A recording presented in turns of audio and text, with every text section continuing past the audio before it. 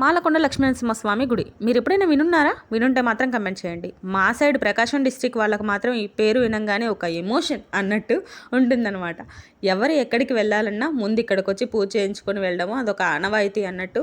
నేను మా ఇంట్లో చిన్నప్పుడు ఎక్కడికైనా వెళ్దాం నాన్న, ట్రిప్కి వెళ్దాం నాన్న, లేకపోతే ఇంకెక్కడికైనా వెళ్దాం నాన్న అని అడిగినప్పుడు మా నాన్న ముందు తీసుకొచ్చే ప్లేస్ ఇది. ఇంటి దేవుడు కదమ్మా, ముందు ఇక్కడ పూజ చేసుకుని వెళ్దాము అని. అదే రీతిలో మా అత్తయ్య వాళ్ళకు కూడా సేమ్ అనమాట. మా ఊరు నుంచి 30 కిలోమీటర్లు ఉంటుంది. అదే మా అత్తయ్య వాళ్ళ ఊరు నుంచి 35 కిలోమీటర్లు ఉంటుంది. ఇంకెక్కడికి వెళ్ళినా, అత్తోళ్ళ ఇంటికి వెళ్ళినా, అమ్మోళ్ళ ఇంటికి వెళ్ళినా ముందు ఇక్కడికి రావాలన్నమాట. అంటే ఇంకెక్కడికి వెళ్ళాలన్నా ముందు ఇక్కడికి వచ్చి పూజ చేయించుకొని వెళ్ళాలి. నేను ఎక్కువగా తిరిగిన గుడి, ఎక్కువగా తిరిగిన పుణ్యక్షేత్రం ఏదైనా ఉంది అని అంటే ఇదే. సంవత్సరానికి ఒక 2-3 సార్లు అయితే వెళ్తాం. ఇంకా అదే మా ఊరు దగ్గర ఉన్నప్పుడు నెలకు ఒకసారి వెళ్తాము అన్నా ఆశ్చర్యం లేదు. 30 కిలోమీటర్లే కదా ఏముంది అనుకుంటారు. చిన్నపిల్లలం కదండి అప్పుడు. ప్రతి ఊరు తిరగాలని ఉన్న టైంలో మా అమ్మోళ్ళు ముందు తీసుకొచ్చేది ఇదే కాబట్టి అబ్బా అనిపించేది. మేము ఇప్పుడు పెద్దోళ్ళం అయిన తర్వాత ఆ గుడి ప్రాధాన్యత తెలిసిన తర్వాత మాత్రం ఎప్పుడూ ఇక్కడికి రావాలనిపిస్తుంది.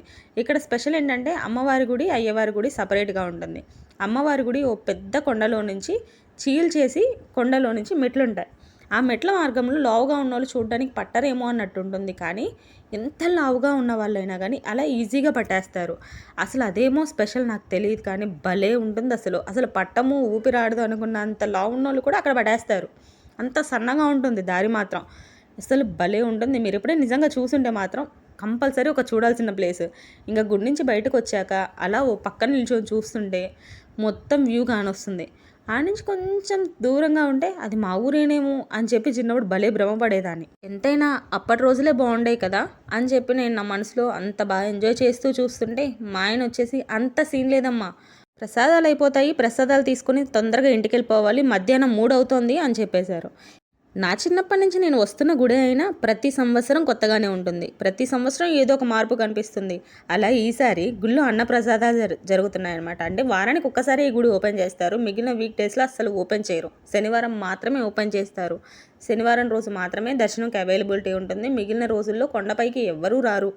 ప్రతి సంవత్సరం ఎంతో డెవలప్ అవుతూ ఉన్న ఈ గుడిని చూసి ఆశ్చర్యపోకుండా ఉండేదే లేదనమాట. అలా నిరుత్సాహంతో ఆకలితో ఇంటికి వెళ్తున్న నాకు అక్కడ మా ఊరి వాళ్ళు కనబడి ఇక్కడ అన్నప్రసాదం పెడుతున్నారండి, ఈ శనివారం ఎప్పటి నుంచో స్టార్ట్ చేశారు అని చెప్పి అన్నారు. 3 పూట్ల అన్నప్రసాదం జరుగుతుంది. ఇంకేముంది, ఇప్పుడు దర్శనానికి వచ్చి ఆకలితో వెళ్తున్నా మాకు దేవుడే అన్నం పెడతాను అని అంటే కాదంటావా? అలా అనుకొని వెళ్ళామన్నమాట. తిరుపతిలో ఎలా అయితే ఉంటుందో అంతే టేస్టీగా నాకు ఎన్నైతే అనిపించింది. మరి ఆకలిగా ఉండడం వల్ల అయితే మీరు అనుకోవచ్చు, అలా అయితే కాదు, నిజం చెప్తున్నాను.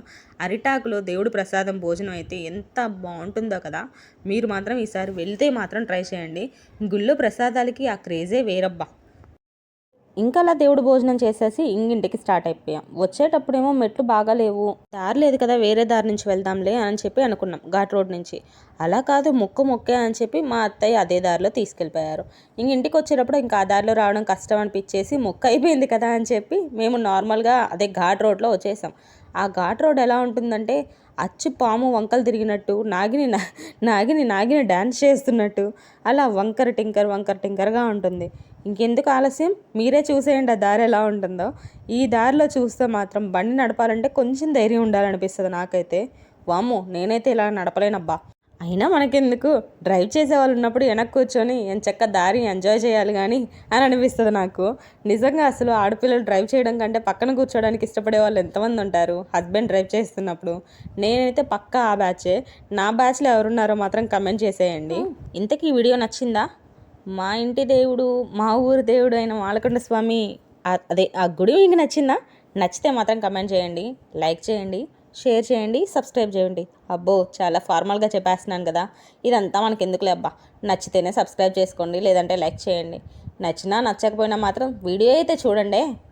ఇంకా ఇలా నాలా ఎక్కువగా మీరు ఒకటే గుడి ఎక్కువ ఏ గుడికి వెళ్తారు అది కూడా కమెంట్ చేయండి. ఇలా మీ ఇంటి దేవుడు ఎవరు, మీరు ఎక్కువగా వెళ్ళే గుడి ఏంటి అది చెప్పండి అబ్బా, మర్చిపోకండి. అంటే ఇలా మాకు ఉంటుందా, అందరికీ ఉంటుందా, నాకు కొంచెం తెలుసుకోవాలని క్యూరియాసిటీ ఎక్కువైపోయిందనమాట.